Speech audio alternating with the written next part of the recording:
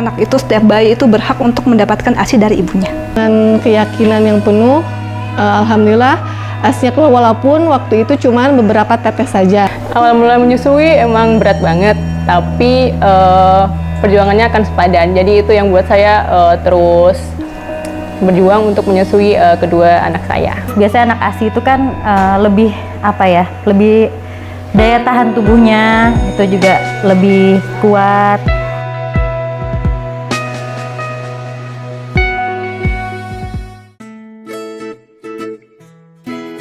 Awalnya aku kira mudah, ternyata itu butuh perjuangan. Kesusahan itu ketika menempelkan mulut bayiku ke aerola.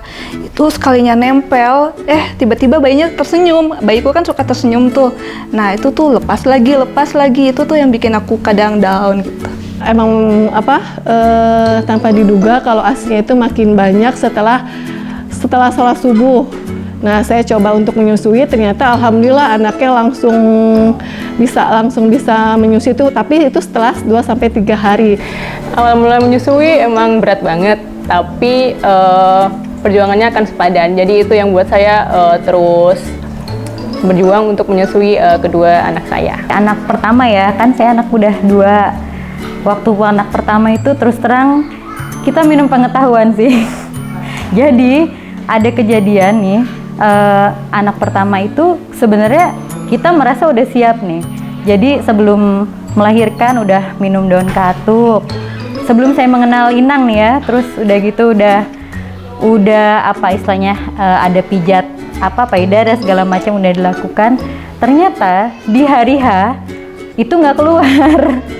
Padahal anak itu udah nangis-nangis. Jadi waktu itu kita sempat bingung sih, saya sama suami. Kita berdua kayak waduh, ternyata seperti ini ya rasanya gitu untuk menyusui, dan ternyata nggak bisa keluar tuh seperti ini, sedihnya tuh seperti ini yang orang-orang ceritakan, yang menurut kita sedihnya tuh seperti ini, ternyata baru merasakan. Yang pertama adalah kandungan ASI itu sendiri, di mana kandungan ASI itu kan sudah yang paling bagus gitu dibandingkan yang lain gitu. Jadi walaupun dengan berusaha berdarah dan mungkin penuh air mata juga, tapi tetap saya dan suami dan dengan dukungan yang lainnya, saya tetap komitmen untuk menyusui kedua anak saya. Simpel aja ya, kita sudah diberi kepercayaan sama Allah untuk melahirkan anak ke dunia ini sudah alhamdulillah. Jadi saya berkeyakinan untuk alhamdulillah saya ingin memberikan yang terbaik untuk anak saya, dan salah satunya itu memberikan ASI eksklusif, karena Allah memberikan kita tuh ASI itu secara cuma-cuma, tanpa harus biaya, tanpa harus mengeluarkan segala macam yang harus kita keluarkan. Jadi memang Allah itu menciptakan ASI itu untuk kita dengan cuma-cuma. Jadi saya bermotivasi untuk memberikan yang terbaik untuk anak saya. Kebutuhan sih, karena saya kan kebetulan di rumah ya, waktu juga banyak semua untuk anak sama untuk rumah, untuk keluarga. Jadi pertama tentu kebutuhan untuk anak saya sendiri supaya gizinya cukup. Terus biasanya anak ASI itu kan lebih daya tahan tubuhnya itu juga lebih kuat. Kemudian dari sayanya juga, karena alhamdulillah ASI juga keluar, jadi saya juga butuh gizi untuk bonding buat anak saya juga. Motivasi aku untuk mengasihi bayiku itu karena setiap bayi itu berhak untuk mendapatkan ASI dari ibunya. Kalau saya ditanya cara menghilangkan stres saat menyusui gimana ya, dengan menyusui kalau bagi saya ya, kan saya ibu rumah tangga, ini mungkin berbeda kasus untuk ibu yang lainnya. Kalau saya kan ibu rumah tangga, jadi pada saat saya menyusui itulah justru itu me time buat saya. Di saat itu saya bisa istirahat, cari posisi yang enak. Terus kalau misalnya mau browsing ya browsing, kalau misalnya ada kesukaan lagu atau film yang saya suka ya saya tonton saat itu juga. Jadi pada saat menyusui dengan pesan es kopi susu. Cara aku menghilangkan stresku itu dengan me time. Kita harus membahagiakan diri kita sendiri, terus istirahat, tidur, nonton drakor kalau suka, kumpul sama keluarga, bercerita. Jangan diem aja, nanti itu makin stres, lama-lama ASINya makin hilang. Menghilangkan stresnya itu kalau saya karena suka dipijit, jadi untuk menghilangkan stres itu dipijit, terus paling minta tidur, waktu tidurnya lebih lama, sama makan, banyak minum kesukaan, terus banyak telepon ke teman-teman, keluarga, paling terus silaturahmi ke keluarga juga, ke tetangga. Jadi paling itu aja sih untuk penghilang stres.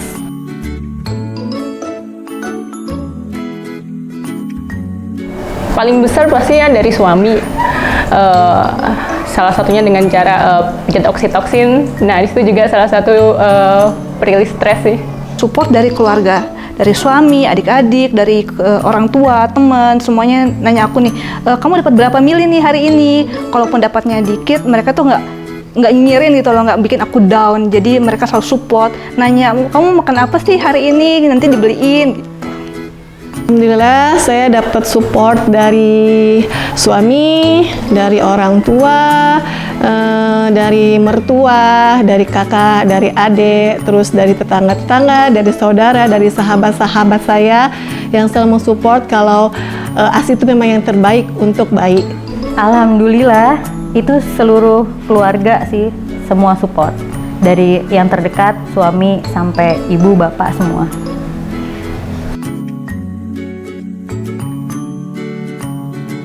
Aku tahu produk Keinang ini dari teman. Jadi waktu itu lagi chatan sama temanku nanya, gimana nih ASI kamu? Aku bilang, ini nih lagi agak-agak seret nih ASIku.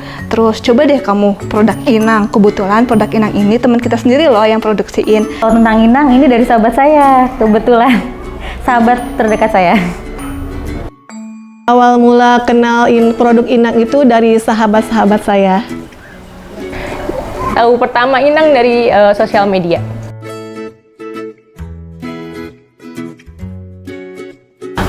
Kesan pertama minum teh Inang itu, di dalam pikiran saya benar namanya teh pasti pahit kan. Cuman pas saya mengkonsumsi teh Inang tuh ternyata sama seperti teh biasanya, nggak terlalu pahit, dan setelah minum itu langsung segar, ke badan juga segar gitu, dan langsung ASINya juga langsung melimpah. Pertama konsumsi Inang, rasanya enak.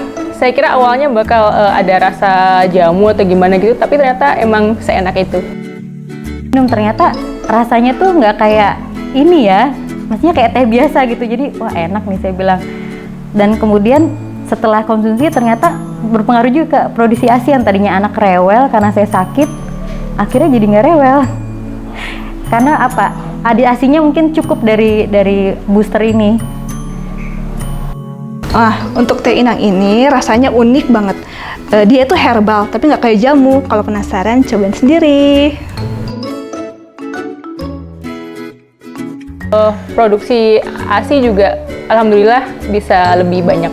Alhamdulillah setelah mengkonsumsi teh Inang, ASI saya semakin berlimpah dan alhamdulillahnya sampai saya bisa mendonorkan ASI kepada anak tante saya dan anak-anak sahabat saya.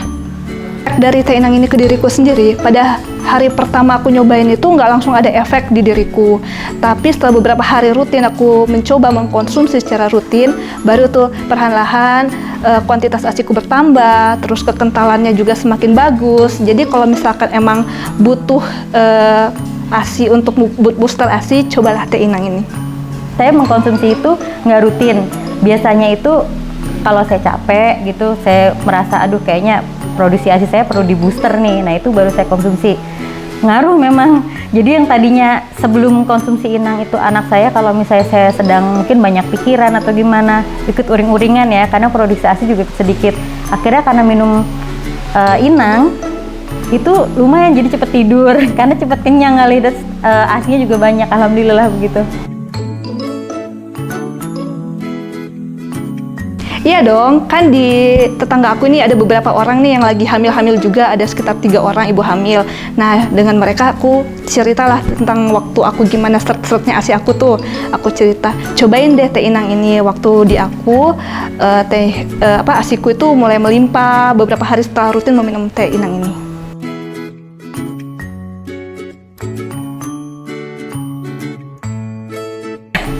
Rekomendasi udah, ya itu saya rekomendasikan pertama ke adik saya, karena anaknya laki-laki ya, banyak minum, banyak minta ASI. Terus yang kedua ada ipar saya juga saya rekomendasikan.